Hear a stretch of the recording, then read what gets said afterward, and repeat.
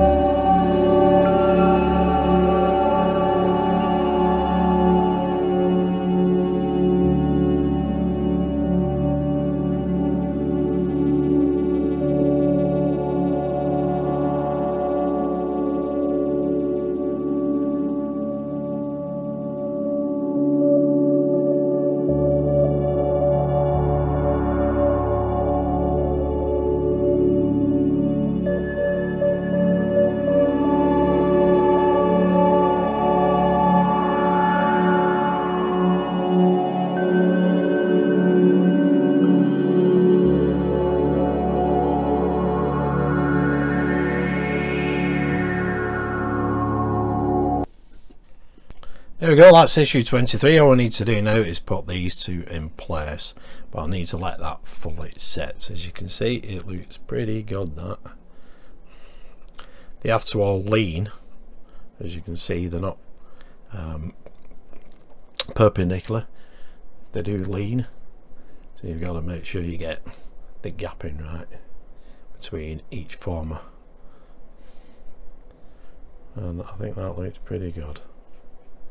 I've used a steel ruler to measure them all and they look pretty bob on, but we'll have to leave that for an hour now, let it set fully, and then we can put these down the sides.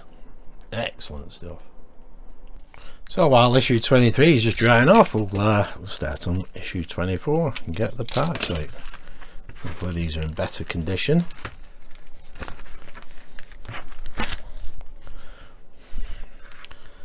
There we go, nothing seems to be broken with that, and they are all labelled or numbered except that one, so we'll have to do that one. I don't think it really matters in that it's just one on its own. Right, we'll get these out.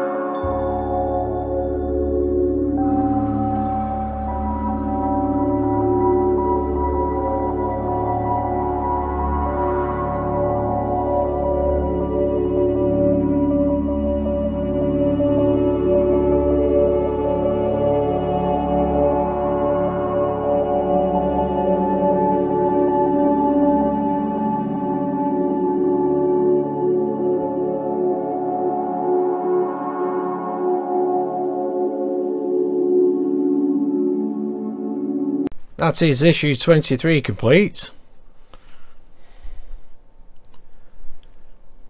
They all look perfectly good, those formers. This rear one is slightly warped here, but that's because it was broke. I couldn't get it to lie flat. so I don't know what I'm going to do with that later on. It's only a little bit out, but I've done the best I can with it anyway. But that looks perfectly good.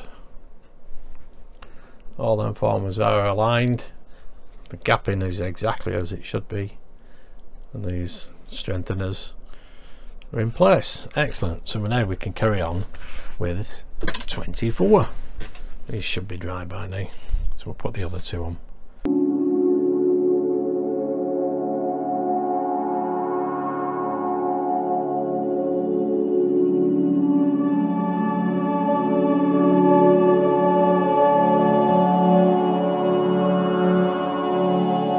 There we go, that's issue 24 tonight. I did manage to put that one on the wrong way around. Stupid me. But I managed to get it off and put it back on again. Luckily it hadn't set. And the others are all in place now. But that is looking so much better. There's a cutout here, you see. So I didn't notice when I first put it on.